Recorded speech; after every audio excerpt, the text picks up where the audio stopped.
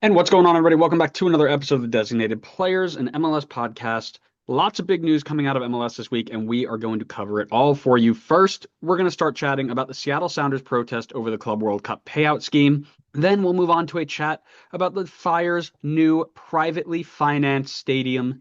And finally, the rumor mill is heating up around Cristiano Ronaldo as he leaves Saudi Arabia. The team leading the charge, it's LAFC. Is that good or bad? We'll let you know. I'm Andrew, that's Connor, and this is this week's MLS News. Connor, how you doing? Uh, I'm kind of disappointed. Yeah? In what? Yeah. I just found out that today's National Donut Day. What a missed opportunity. Could have got some. I bet people are doing free donuts.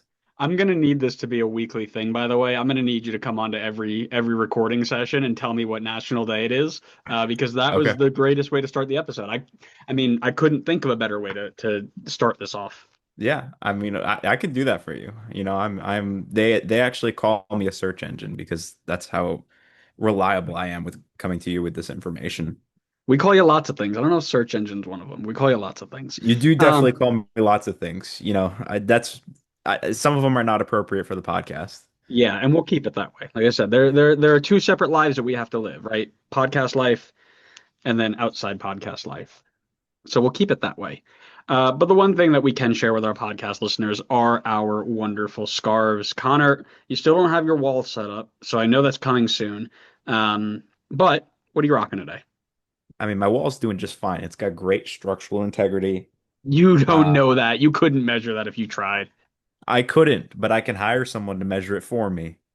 Um, I got the Sounders with the Bigfoot picked up from Lumen Field, Lumen Stadium, whatever, Lumen, picked up live at a Seattle game where they won. So I'm undefeated going to Seattle games. Just saying, if anybody from the Seattle Corporation is listening, send me some tickets. And I'll make another cross country trip to see you. Why not? Okay, Um, maybe not. As I'm sure work would have a problem with that. So as people on Twitter may have recently seen, I have completed the scarf challenge. For those of you who can't see, I am Challenge. pointing to, You're the only one participating in this challenge.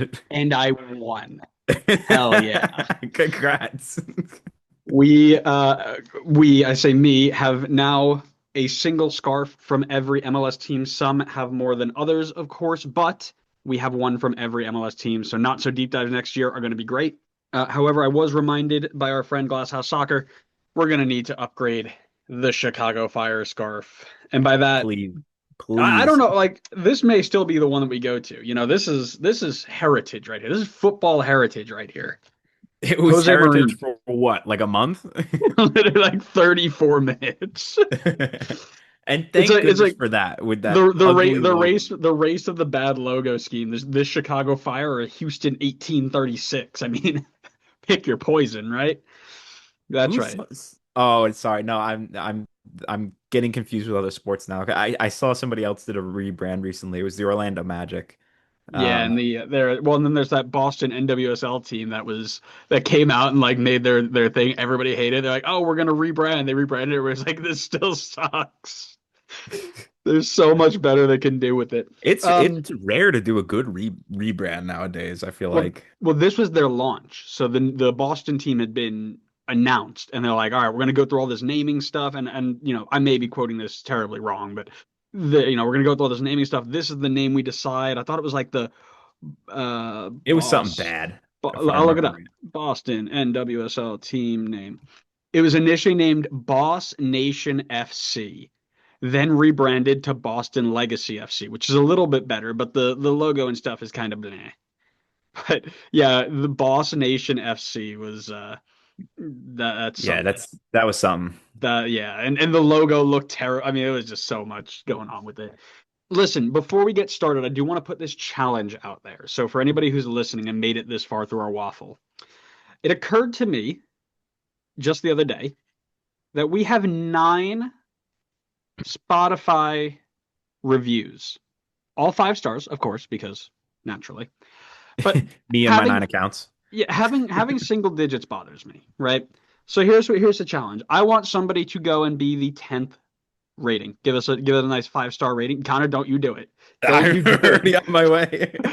Because I want I'm our part of list. the challenge, am No, I no, I not? want our listeners to do it. Listen, because if you do Fine. and you send me proof, not you, Connor, we will get you a special shout out in the next episode. We will go ahead right in the beginning and give you a nice shout out. Say thank you for all of your reviews and your kindness.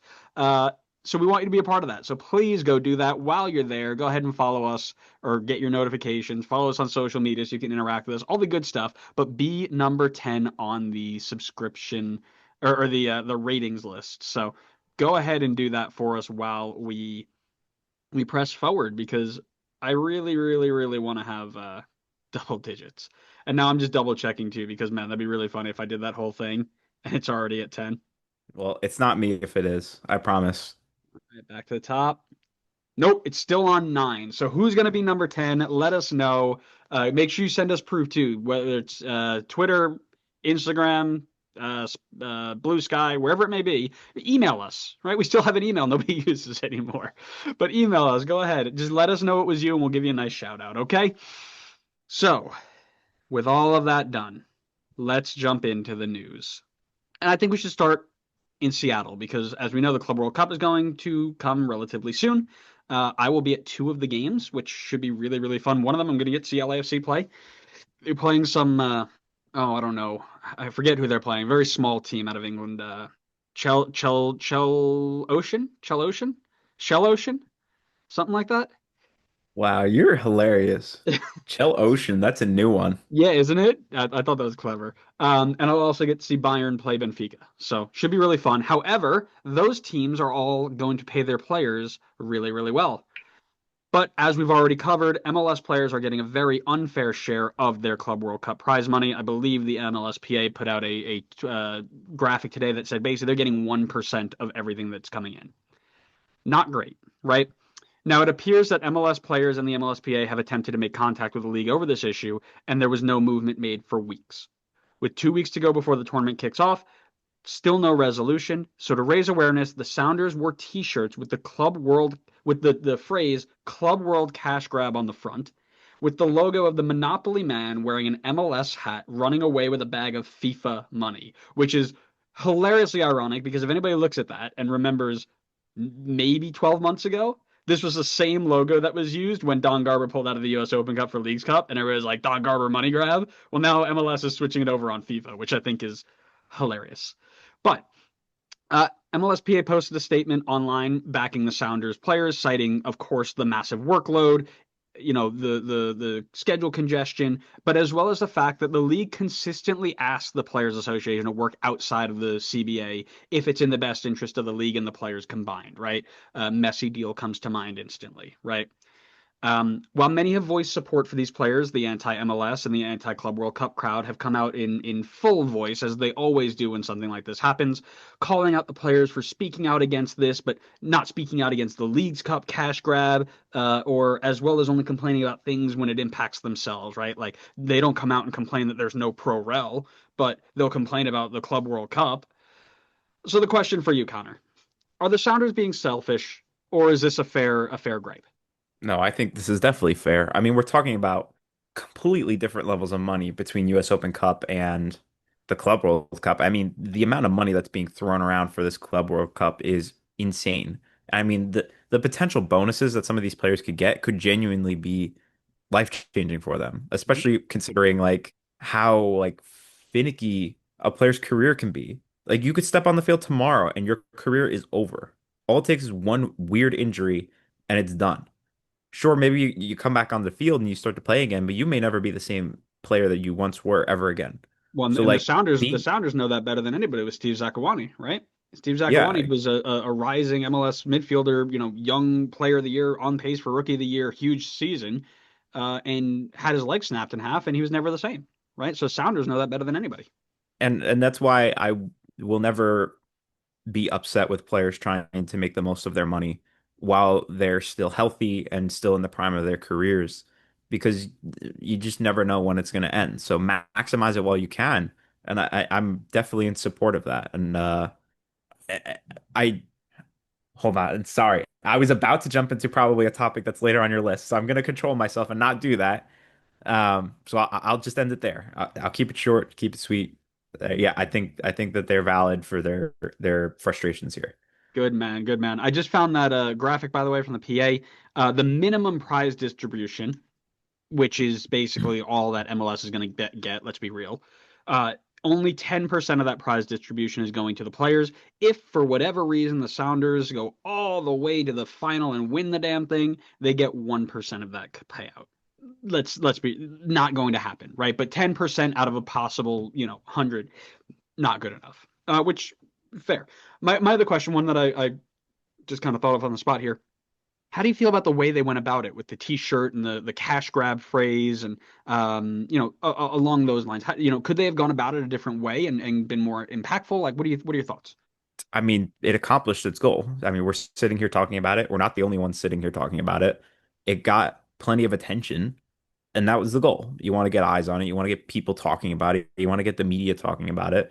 Is the more people are aware of it, the more I think people are going to be sympathetic for the Seattle players because it's your rich millionaire billionaires versus your players that are out there actually earning you the money. I didn't realize that the front office and the owners were out there on the field, winning CONCACAF Champions Cup and qualifying you for this competition versus, Stephen Fry and Yeimar Gomez Andrade.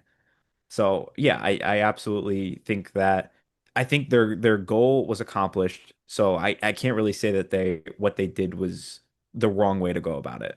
At least it feel like okay, let me take a step back. It's not accomplished until they get a better share of the money. Mhm. But I think their short-term goal of getting more people to talk about it and getting more eyes on it and getting more like discussion going about it, I think that's worked. Yeah, I think it's really well put. And I ask you that because after that game, the owner, Adrian, and I'm going to butcher this name, Hanauer, I believe is the name of it. Adrian Hanauer, yes. Um, Basically went down to the Seattle locker room and just lambasted. Is that the correct word here? Lambasted? I It's a think nice so. word. It's a great word. It's an SAT word for our younger listeners. Basically dug into him and said, unacceptable, can't believe you did that, blah, blah, blah, blah, blah. And then after that, the Sounders basically they came together as a group. It was Roldan and Fry in the front with players behind them kind of in solidarity making this announcement. And Stephen Fry basically came out and was like, listen, we aren't asking for the money that Man City or Chelsea are going to get. We're not asking for PSG money because we know we're not as big as them. We're not the draw, right? The draw to this tournament is not us. What we're asking for is for fair payment. And I thought that was really really telling. Could the t-shirt showing been different, with the only thing that stands out to me is the logo, right? Because the logo feels basically copy and pasted from what was used to go against MLS to begin with. So I think that might be the only thing I would have changed about that because it is a little bit ironic, right? But the common theme that you're going to see in this episode that we're going to talk about is this anti-MLS crowd who are going to just try and find negatives in anything that involves MLS, right? And this is one of the prime examples of it. Because if you put this in any other situation where people were being fed a hugely disproportionate amount of money for anything, and they said we're going to try and fight for to get more, you back those people, no questions asked, right? Let's rewind to the MLS ref strike last year, right? Every single one of us like, yep, absolutely, go fight for your money, right? You deserve it. This is what you own. Now, because it's an MLS team and MLS players, you've got half the Twitter being like, "Oh no, they should just eat it because you signed a CBA and this is what it gets, and you didn't talk out about Leagues Cup, so this is karma." Blah blah blah blah. That's insane, right? That's absolutely bonkers to me. But basically, going back to what Stephen Fry was saying, he basically summarized it by saying, "We signed the CBA not knowing how much money was going to be thrown our way in the next 3 years." And we shouldn't be punished for not being able to predict the future. And I think that is bang on exactly how I felt when I was thinking about this. If 4 years ago they knew they were going to win the champ, and by the way, they signed this in 2021.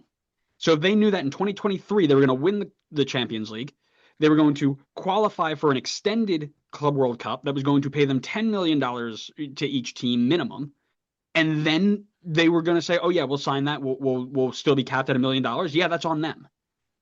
But being that this is unprecedented as a situation in and of itself, it deserves to be handled differently, right? I don't think you should punish them for not being able to predict the future. That's silly. Yeah, I think a lot of what you're like a lot of the quotes you're sharing from the players talking is just so it just feels very human. It just feels Mhm. very like, they're not asking for that much. They're just asking for their fair share. And it's like I just can't wrap my head around. It's like how as a fellow like human can you just be like, no, I don't think you should get your fair share because you signed this contract 3 years ago. It's like I completely agree with you. How could you have possibly predicted that you were going to be in this position 3 years down the line where all of a sudden the Club World Cup makes this huge expansion and it throws a ton of money into it, whereas 3 years ago the Club World Cup was basically nothing. It was tiny. It was, basically just another trophy for the European clubs to just add to their cabinet and move on. Nobody was really getting any significant money out of it. And now it's like a completely different scenario. And it's like it's just frustrating. Like especially, I need to go back to the owner thing. This is the thing I was close to jumping over before, but Okay. I held myself back. But Yep. it's so frustrating to hear stuff like that. I mean, you're talking about someone who owns a team, so I couldn't find any specific numbers, but I think it's fair to assume that this person probably has, at a minimum, tens of millions of net worth, if not probably way more than that. I mean, some of these owners in the league have billions in net worth. Like undescribable amounts of generational wealth that just is just completely overdone. Meanwhile, one of their best center backs right now on the roster, Jackson Reagan, had a guaranteed compensation of $108,000 last season. And you can't spare him a little bit more money to help you you perform well in the CONCACAF Champions Cup? I mean, I could use any other example from anybody else on this team. I'm sure majority of them are making less than 1 million, which don't get me wrong, a couple $100,000 is still great money, 100%. But compared to your multi-million dollar, billion-dollar owners collecting majority of this paycheck, even though you're the players that got them there, I think that's super shameful. I completely agree. However, I do need to point out the fact that the only thing that came to my head when you were talking there was the meme of that guy being like, "Hello, my fellow youth." When you mentioned something along the lines of like, "Oh yeah, all these people are just all the same." It feels very human, you know. It's like, oh, "Hello, my fellow youth." Um, Hello, my fellow human. yes, yeah, that's no, you're spot on, right? And that ties that's another theme in this episode together is the fact that owners are worth way more than like it baffles me to think, but like this $10 million, right? If you're an ownership group of 5 people, right? I think that's what Seattle's at. Seattle's got 5. And you split it, let's say they split it, I know they wouldn't, but let's say they split it evenly, $2 million to each person. Guys, that's a tax write-off. Like they drop that on the side of the road and they don't even they don't care. It baffles me how and that's kind of this whole mindset of like, yeah, you definitely can find a way to get this better. And what bothers me is this idea, and again, I don't know how true it is, right? There's only been one side of the story that's come out. But what I've been, when Seattle comes out and says, "Oh, we've been trying to talk to them for weeks and nothing's happened. They haven't even answered us." Then I saw something come out from, an undisclosed source says, "No, no, no, we've been talking to them. Things have been progressing. We just haven't gotten anywhere yet." Regardless of which way it is, the fact that they couldn't make it public saying, "Hey, we're going to try and figure this out," that's great PR, right? Oh, yeah, look, we're looking after our players. We're trying to figure this out because this obviously is a problem. But instead, they're hiding it and trying to make it sound like, "Oh, yeah, don't worry about it. Nothing, we'll solve it later." It just feels like a weird dynamic there for sure. But to those saying that these guys are being selfish because they should speak out against Leagues Cup, right? Why didn't you speak out against Leagues Cup? That was also a cash grab. Touch grass, right? Seattle specifically had many, many players come out speaking out in favor of U.S. Open Cup during this Leagues Cup thing. I specifically remember Jordan Morris and Christian Roldan both being like, "Yeah, we like the U.S. Open Cup. We would love to play in that as well. We don't hate Leagues Cup because it's also fun and unique and different, but we like USOC too. We want to play in both of them, right?" But it wasn't their choice. Like the players didn't choose to pull out of Leagues Cup for U.S. Open Cup. So this is a moot point, right? But now they're being made to play these games on top of their schedule, and they're not getting compensated for it, right? Leagues Cup was different because you pulled out of one, you went into the other, and you got paid probably more for the bonus of Leagues Cup than you would anywhere else. Now you have the opportunity to get a bigger bonus, and they're saying no, right? Similar but different, in my opinion. All they're asking for is fair compensation. And anyone who thinks that it's wrong to promote yourself to be compensated fairly in a job that you do, reevaluate your life choices because that is such a weird thing to think about. I don't understand it at all.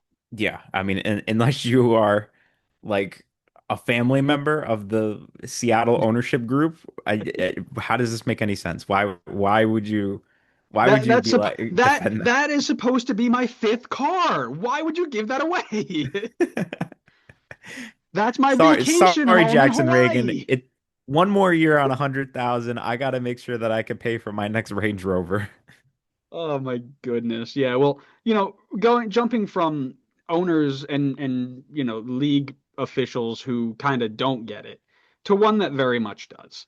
And that is Joe Mansueto, the Chicago Fire owner, who this week announced that he was going to be personally financing the construction of a new soccer-specific stadium for the Chicago Fire on a vacant lot in downtown Chicago. This lot was hunted by the White Sox to build their new stadium, and it looks like Chicago Fire are going to beat them out. Now, while I would love, and I mean love, to go into our thoughts on the design and the location and the amenities, the stuff that Connor just adores when we talk about stadiums, I want to start with this idea about the personal financing, right? Not asking for city money. This is very rarely seen in pro sports, and only 7 teams in MLS currently privately finance their stadiums, and that is Columbus, both LA teams, Orlando, San Jose, Austin, Nashville, and FCC. Chicago will become the 8th. In contrast, the White Sox, they begged for millions, if not billions of, probably not billions, hundreds of millions in public funding to build their stadium.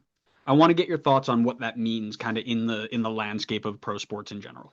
I honestly, I do feel like it's not necessarily something new for the Chicago ownership group. I mean, say what you will about the performances of the Chicago Fire over the years, but and I don't know how long this ownership group in particular has been in charge of Chicago, but we talk all the time about the designated players list for Chicago, and it is long.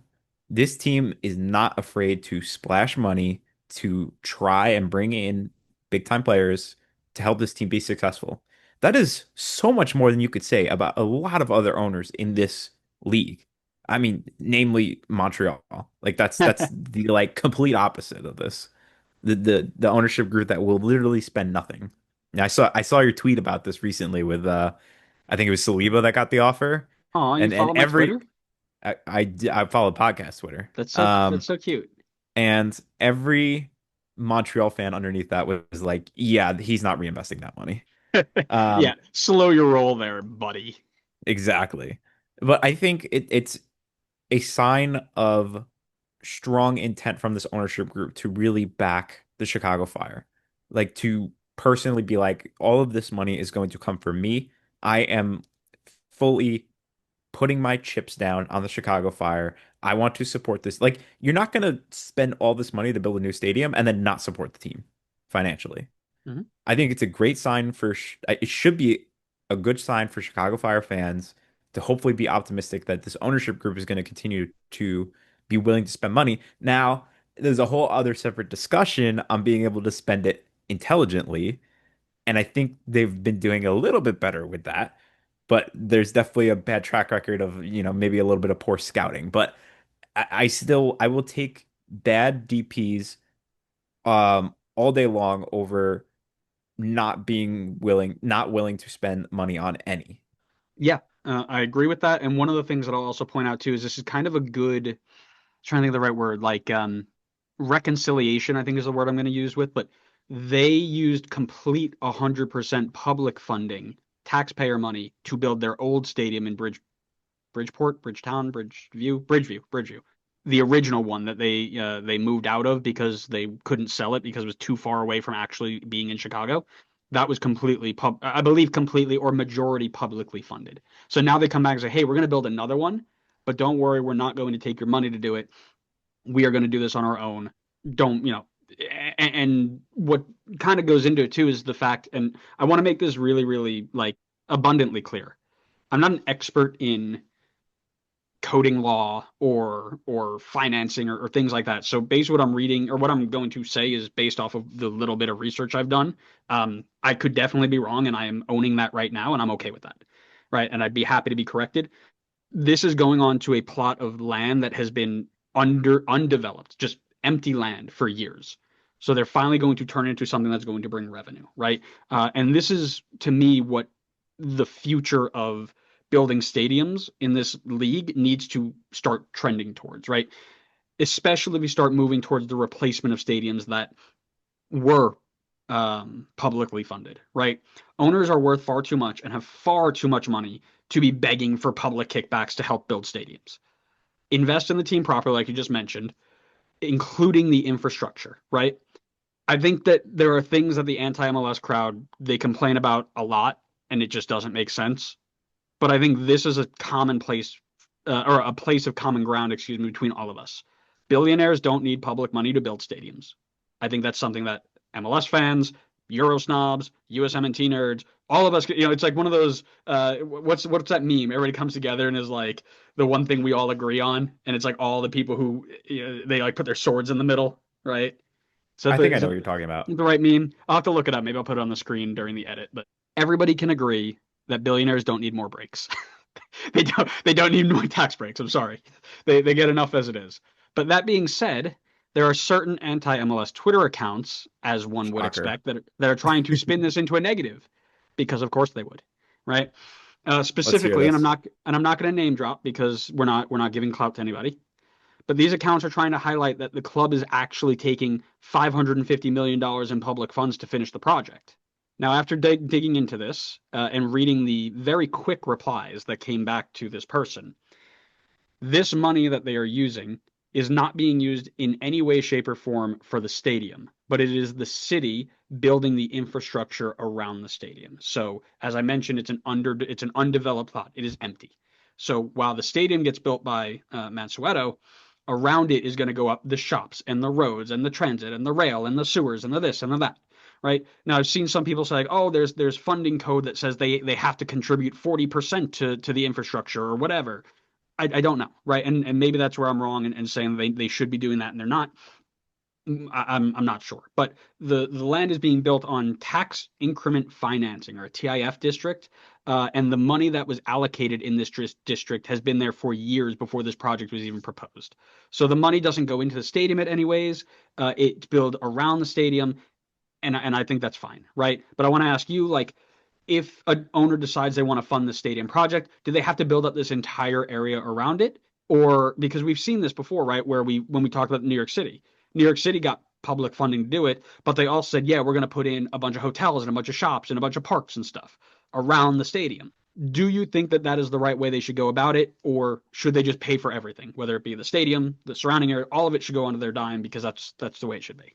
I mean, I think if you're going to have public funding involved, then it should be for these kinds of things. Like just kind of more, not necessarily going into the stadium and just kind of like feeding into the Chicago Fire, even though, realistically, if the surrounding area is doing well, it's going to help the stadium nonetheless be more valuable and like make fans want to go there more often. And I think that's the goal of a lot of these new stadiums. Same with NYCFC, is to build the area up around it as well and make it more of a place that you want to visit instead of just like, oh, I'm gonna go into the Chicago Stadium and I'm gonna go straight out and go back home. Like now you can like spend a little time around the area. So I think that's I think the goal. And I would think I'm not necessarily I'm not too sure honestly as to whether or not it should have to all come from the owner as to like building up the surrounding area. What I will say for sure though is that if you are going to involve the public funding, I think it should go to stuff like this where it is a little bit more along the lines of things that like public funding would typically should uh cover, which is like transportation and like you said, like sewage and that kind of stuff. I know there's other things involved as well as like, getting like restaurants or other sorts of businesses set up around there as well. But I think that that's like a good use of this money in this case. I'd have to think on it a bit more to decide on whether or not I think it should be fully like privately funded through the owner, but that's kind of where I'll leave it for now. No, no, and I think that's totally fair, and that's kind of where I'm at too, where it's like I think each situation is unique, right? I don't think you can just sit in one over thing like, yep, this is how it has to be for everybody, because every city has different needs and different requirements, right? But I generally don't have a problem with this, right? If you have money that's been set aside for years to build up, and this area saying, okay, we're going to hold on to it, again, to my understanding, this is how it works. I may be wrong, and I'm happy to be told why I'm wrong. But to my understanding, this has been set aside that says, okay, once we get a project here, then we're going to save it because I think they collect it from taxes and then say, okay, when we get a project here, we're going to build everything up with these taxes. It's going to be great. If that's the plan, great. Then you get the project in there, and it's almost like an incentive to draw investment to that area to say, hey, we have the money to do everything else. You come in and put your thing here. So if we're going to put a stadium there and say, okay, you build the stadium all on your dime, or get it with investment firms or whatever, but we're not going to pay for it. We'll build everything else around it. Handshake, we're good to go. Love it. On the flip side, if you're going to say, hey, we're going to give you some money to offset the cost of your stadium, but you're building the parks, you're building the hotels, you're building the roadway, the railway, whatever, also fine. As long as they're all contributing to make it better, don't really care. Right? That's kind of in my view the way it is. What I don't want to see is billionaires going, "Hey, I need money. I need $100 million to build this stadium, and that's all I'm doing is building the stadium." That's the problem, and I think we're trending away from that. And I think this is a really good start to do that because not only is the city getting better now in Chicago, but the Fire are also getting their desperately badly needed soccer specific stadium in the correct area where they can draw their fans, get their big name players. You mentioned they spend great on big name players all the time. So if that's the case, now you've got people who are saying, yeah, I do want to go see. Let's pretend Kevin De Bruyne was still on the table because I know he's not. But yeah, if Kevin De Bruyne was coming, like, oh yeah, I do want to go, but I'm not going to drive all the way out to Bridgeport to see him play. Right now, it's right downtown. Take the train, you're in. Right, love it. Right, but anybody who's trying to turn this into a negative, as always, is desperate to try and badmouth anything tied to MLS because it doesn't tie into whatever narrative or personality trait they're clinging on to. But like, we need to stop doing this thing, and I say we, but like, there's just a handful of people that need to just stop doing this thing where it's like everything MLS does needs to be bad. Like, it feels political. And I mean that in the literal way. Like, when you look at anything politics, like somebody can do something good and instantly half the people are like, oh no, that's not actually good because they did something else bad. It's exhausting and tiring. Like, relax.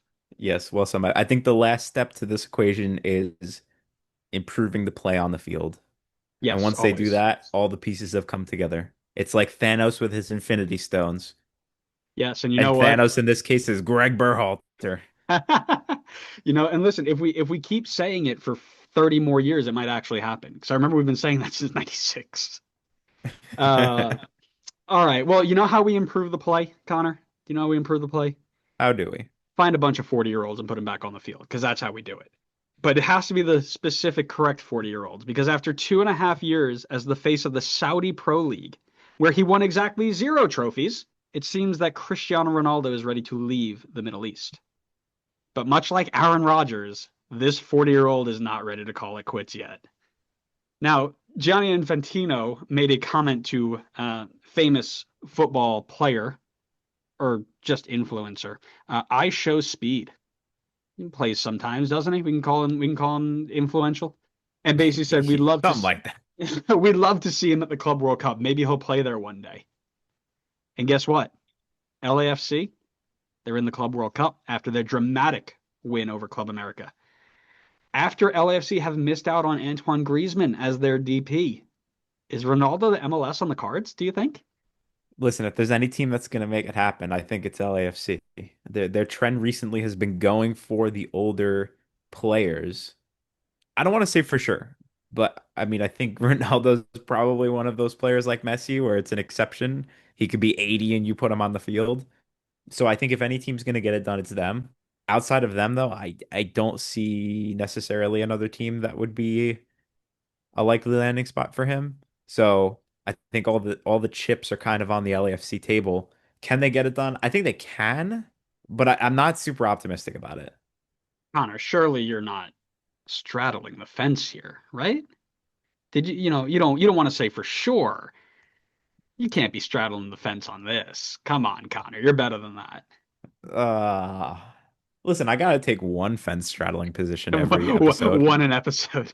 Yeah, I listen, I got a quota to hit, all right? Let me hit my quota. Oh man, listen. I don't think it's out of the cards, right? Ronaldo, again, 40 years old is a number, but he's not your typical 40-year-old. He has scored 60 goals in the last 2 years in Saudi Arabia. Now, again, Saudi Arabia being what it is, but 60 goals in 2 years is crazy at that age. He's still clearly got it. And he's also been rumored to MLS for a while. And we know what he brings with him is not just his ability on the field.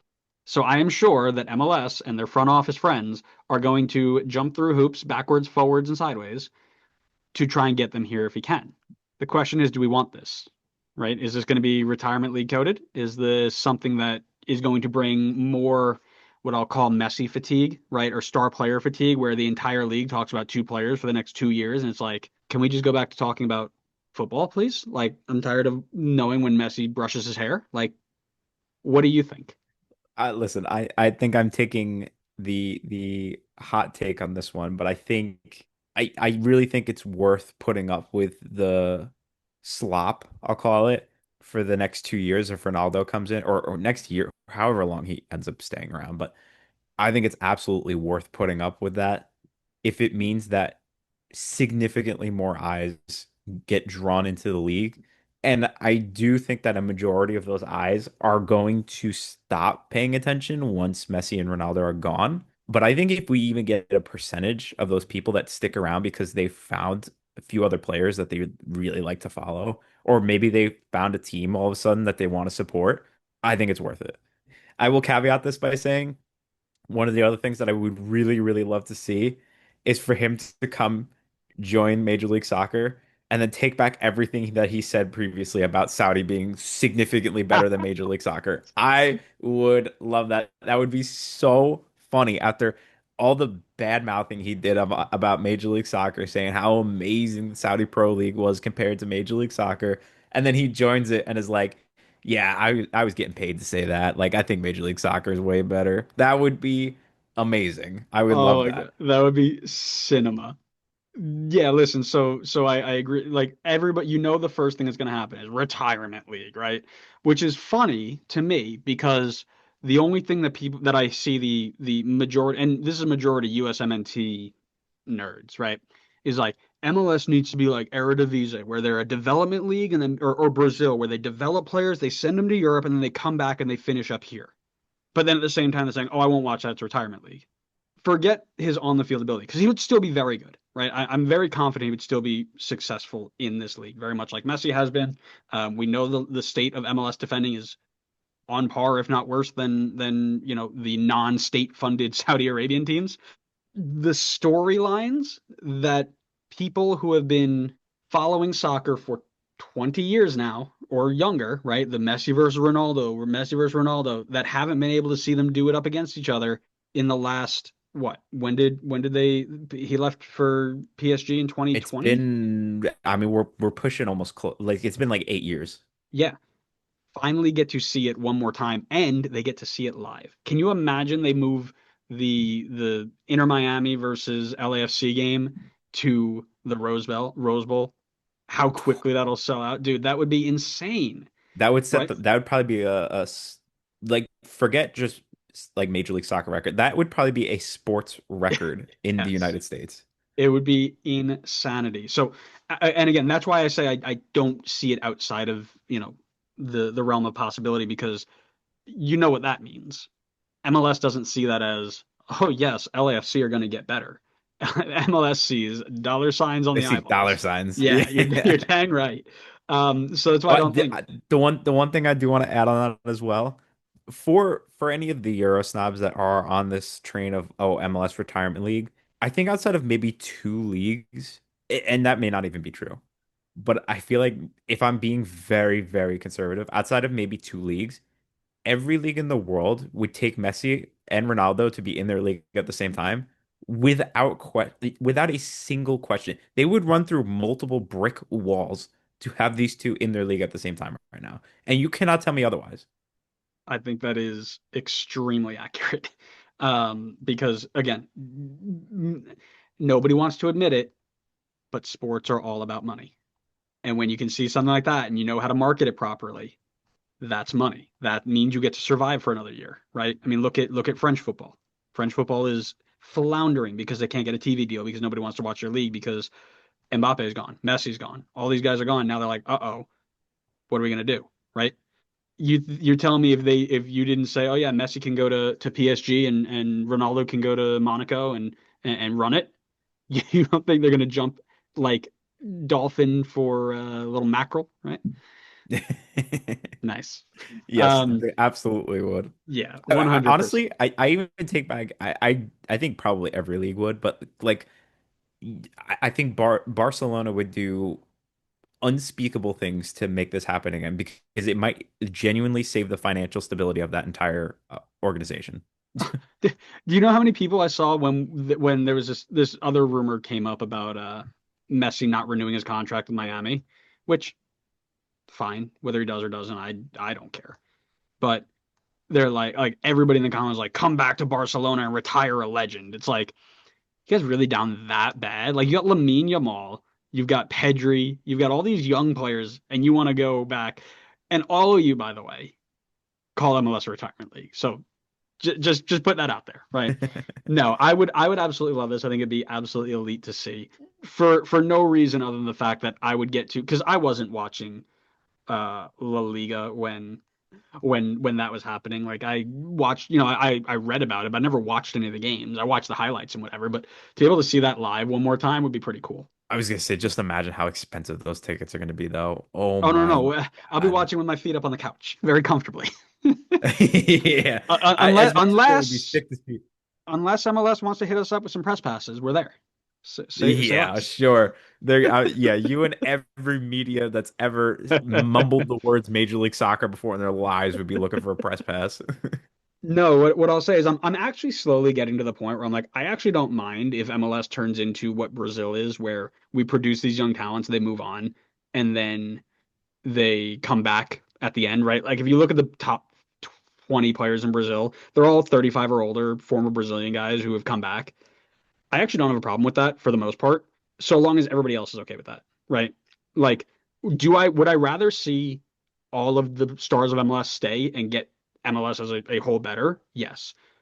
Do I ever think that doing that is going to catch us up to the Premier League or the top three? I think we'll catch Ligue 1 at some point, right? Portuguese league, whatever. Do I think holding on to those players is going to get us above the Premier League, above NFL, college football? No, I don't ever think that's going to happen. So I actually don't mind going that route so long as it's sustainable and feasible and people buy into it.